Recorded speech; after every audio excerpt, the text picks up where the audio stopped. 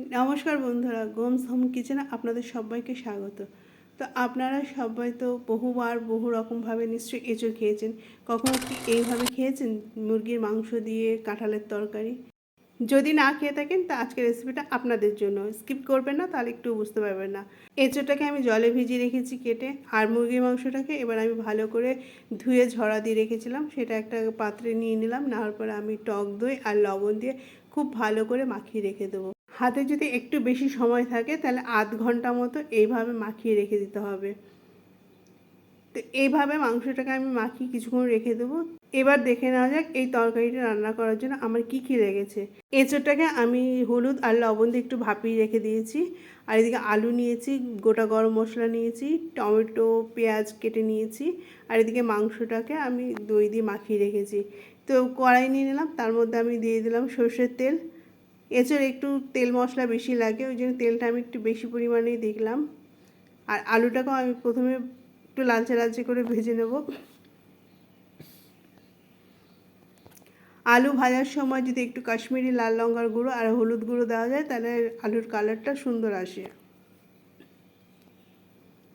তো আলুটা আমার ভাজা হয়ে গেল, আমি তুলে নিলাম। তো এবার আমি সেই তেলেই দিয়ে দেবো গোটা গরম মশলা। এখানে আছে তেজপাতা, এলাচ, দারচিনি আর দুটো একটা লং। পেঁয়াজটাও দিয়ে দিলাম। এবার একটু খুব ভালো করে নেড়ে নিতে হবে, আর পেঁয়াজটাকে একটু লালচে লালচে করে নিতে হবে। তো দিয়ে দিলাম টমেটো কুচিগুলো। তো দিয়ে দেবো এবার স্বাদ মতো লবণ। দেওয়ার পরে একটু ভালো করে নাড়াচাড়া করে নেব। লবণটা দিয়ে দিলে টমেটোটা একটু তাড়াতাড়ি গলে যাবে। তো একটু ভালো করে নাড়াচাড়া করে নিতে হবে। টমেটোগুলো প্রায় গলে গেছে, তো এবার আমি দিয়ে দেবো একটু আদা রসুন বাটা। যেহেতু এঁচড়ে একটু তেল মশলা বেশি লাগে, ওই জন্য আদা রসুনের পরিমাণটাও একটু বেশি পরিমাণেই দিলাম। এবার খুব ভালো করে নাড়িয়ে নিতে হবে যাতে নিচে লেগে না যায়। একটা বাটিতে আমি সব মশলা একসাথে নিয়ে গুলে নেব। তো এখানে দিচ্ছি হলুদ গুঁড়ো, লঙ্কার গুঁড়ো, জিরের গুঁড়ো, ধনের গুঁড়ো আর কাশ্মীরি লাল লঙ্কার গুঁড়ো। সব একসাথে দিয়ে একটু জল দিয়ে আমি ভালো করে মিশিয়ে নেব। এই মশলাটা গুলে দিলে পরে তার তরকারির টেস্টটা আরেকটু বেশি ভালো হয়। তো খুব ভালোভাবে মিশে গেছে। তো এইদিকে আমি মাংসটাও দিয়ে দিলাম।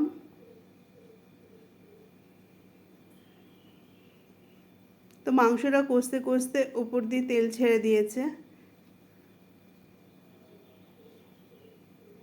তো এবার আমি গুলে রাখা মশলাটা দিয়ে দিলাম। তো এবার খুব ভালো করে নাড়িয়ে নিতে হবে।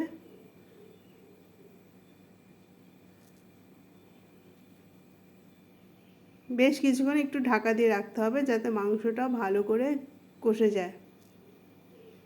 তো এবার আমি দিয়ে দিচ্ছি এঁচোড়টা, ভাপিয়ে রাখা এঁচোড়।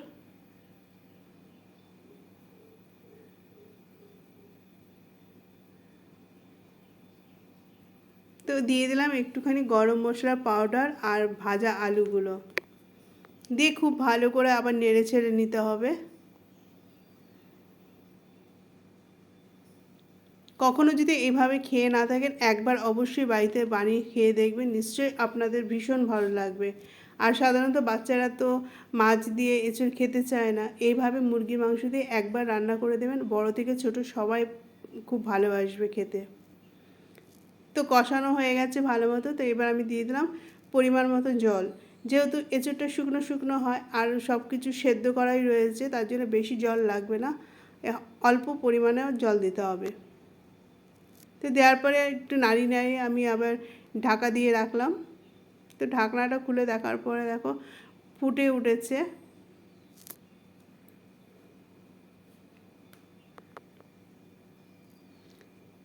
তো এখানে দিয়ে দিলাম 1 চামচ ঘি। ঘি দেওয়ার ফলে এঁচোড়ের টেস্টটা আরেকটু বেড়ে যায়। ঘি দিয়ে একটু ভালো করে নেড়ে চেড়ে নিতে হবে। তো শেষে আমি দিয়ে দিলাম ভাজা জিরের গুঁড়ো। তো এটা দিয়েও আমি খুব ভালো করে এবার নেড়ে নেব। তাহলে তৈরি হয়ে গেল মুরগির মাংস দিয়ে কাঁঠালের এঁচোড়ের তরকারি। তো এইভাবে যদি কেউ কখনো খেয়ে না থাকো, অবশ্যই একবার বানিয়ে খেয়ে দেখবেন, সবাইকে অনুরোধ করলাম। আর দেখবেন বাচ্চা থেকে বড়রা সবাই ভীষণ পছন্দ করছে। তো আমার এই ঘরোয়া রেসিপিটা আপনাদের কেমন লাগলো অবশ্যই কমেন্ট করবেন, কমেন্ট করতে কিন্তু ভুলবেন না।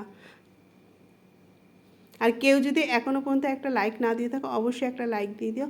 তোমাদের লাইক আর কমেন্ট পেলে আমার ভিডিও বানানোর আগ্রহ আরও বেড়ে যায়। তো সবাই ভালো থাকবেন, সুস্থ থাকবেন, দেখা হবে আবার নতুন একটা রেসিপিতে। আর এতক্ষণ ধরে যারা ধৈর্য ধরে আমার এই রেসিপিটা দেখলেন তাদের অসংখ্য অসংখ্য ধন্যবাদ।